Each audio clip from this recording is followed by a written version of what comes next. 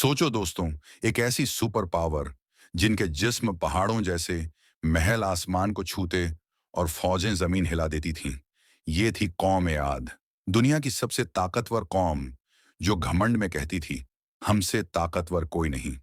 अल्लाह ने उनके पास नबी हूद अलैहिस्सलाम को भेजा, संदेश दिया, अल्लाह की इबादत करो, घमंड छोड़ दो, वरना अजाब आ जाएगा। लेकिन वो हंस पड़े और मजाक उड़ाया।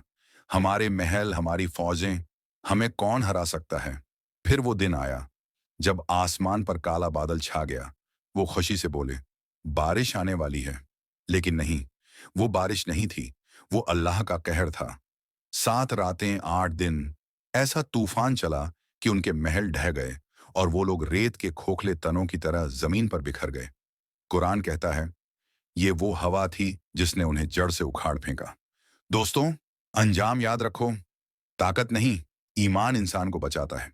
अगर आपको ये कहानी अच्छी लगी तो लाइक करो और ऐसे ही किस्सों के लिए सब्सक्राइब जरूर करो।